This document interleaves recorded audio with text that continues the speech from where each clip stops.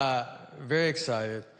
I tried to, I'm always like trying to lose weight, and then like you think, I'll tape a special, that will, that'll do it, and then you just kind of, next thing you know, it's already started, so. I had a thing that happened that I do, it was like, I gotta get it together. Like I like to golf, and so I'll sometimes bring clubs and I'll golf on the road. And so I was in Florida, and we go golfing. It's very hot, humid, gross. You get kind of feeling gross. So I wanted to change shirts before I drove back, and I go to the trunk of my car, and I take my shirt off, standing there, no shirt. And this old man walks up and goes, "Olivia?"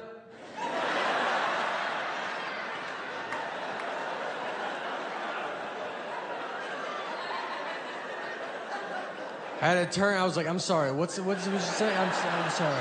And he was like, "Oh, sorry, honest mistake." And I was like, "I don't know." He was looking for his elderly wife and saw me with no shirt on and thought that could be Olivia. I had a car that he does not recognize. None of this is making him not, he's like, "I don't know, that's a dead ringer for Olivia." I don't know who he disrespected more, me or Olivia, to be honest. I mean, we could both have a word with him. I travel all the time, and if I fly Delta, if I buy a ticket through Delta's system, my name in their system is Nathan, and on my license, my name is Nathaniel. I do not remember making this decision. It's a big deal. You can't just change it. I've tried. I've asked Delta if they could change it, and they're like, "We can't change it." And you're like, "Then I don't know. I don't know where we go from here, If you can't do it, who can do it? I mean, is that why people call senators? Do they do it? I don't know.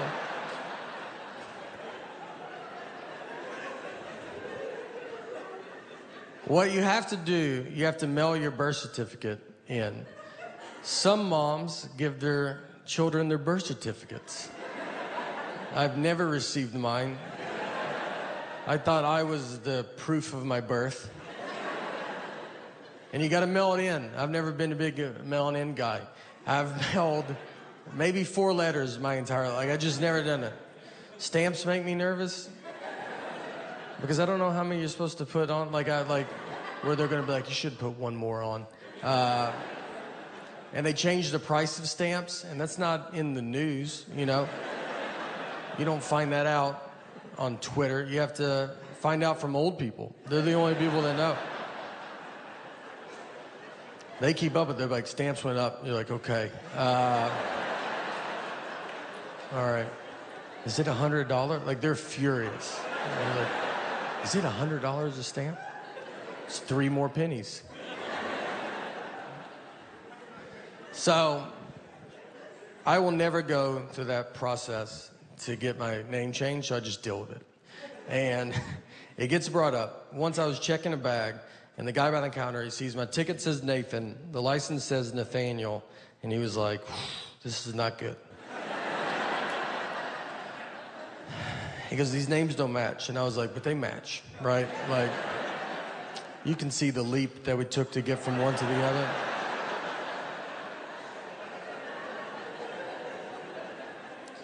And he was like, "But they're not the same." I was like, "But they're the same." And I'm realizing he cannot find out people call me Nate at that point because, he can't handle that. He's gonna call the police over to be like, "There's a guy with 3 names trying to fly right here. If you guys want to just shoot him from over there or something." So I was like, "What do you want me to do?" And he goes, "You should go home." That's all I got. He's like, "I can't believe you've made it this far." I was like, "Let me just try it, Shouldn't I try it?" I said, "Look, I'll give you that those names don't match. But what I think is going to help a ton is the picture on the ID. Something that I've always loved that they did. And I think with 70% of that name matching and 100% face, it's 170%. I think I'll get through. And this is what he told me. This is honestly what he said. He goes, look, man, I get it, all right? He's trying to relate to me. And he was like, my name's Joseph. That's what's on my license. So I can't buy a ticket under my nickname Bart. They're not gonna let me through. And he said it like, right? Like, do you know does that make sense? And I was like, that doesn't at all. Those are two different names, all right? I should be over there and you should be over here because that's how you're treating me. Like I'm a Joseph Bart.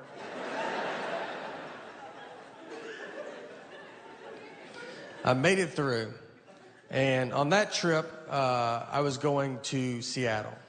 And if you've ever been to Seattle, Mount Rainier is near Seattle. That's what they call it that.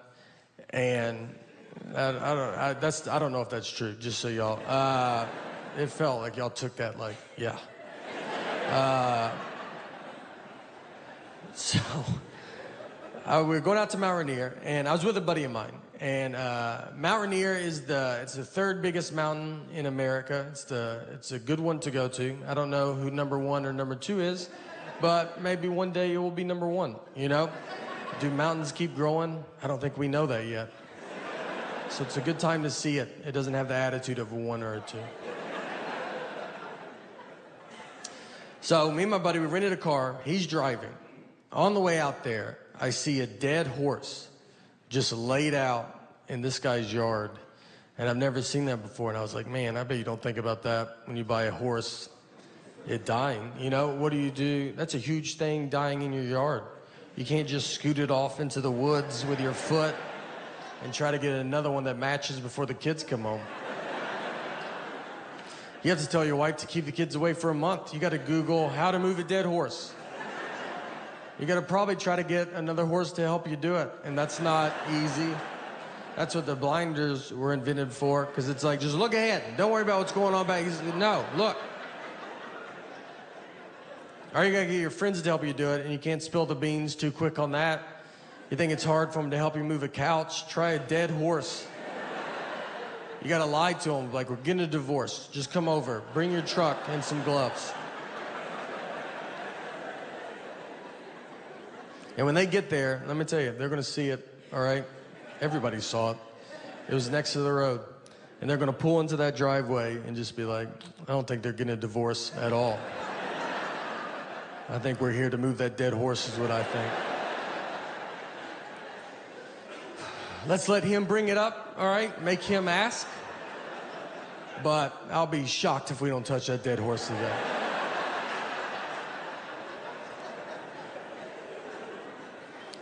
And if you ever have to move a dead horse, I've thought a lot about all this.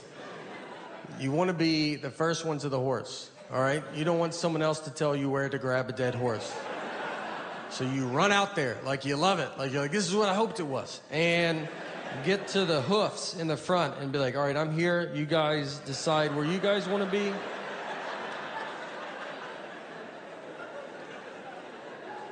So now we are basically at Mount Rainier. That was the whole car ride. And if you ever go, just so you know, you have to pay to go up it. It's not a free mountain. Someone bought it, and they're charging tickets. It's also all uphill. It's a nightmare. So be ready for those things. We drive up, we park, and we're walking up the trail. So we're going up it. Halfway, I can barely breathe. And this couple's coming down, so I stopped them. I was like, hey, is this enough where we're at? You know, is this like, you get it? Like, we're not trying to live on this mountain. And the lady goes, I'm 75 years old, and I did it. And I was like, all right, maybe that's why you didn't hear the question that I asked.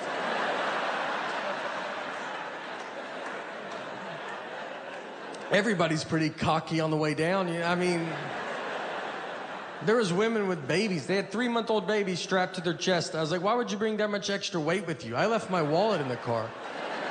They looked exhausted. I'm surprised they're not just babies left up there and rangers have to come down. Whose baby's this? That's ours. We're going to let it grow up and come down on its own. So we get our picture and we come back down and we're driving back.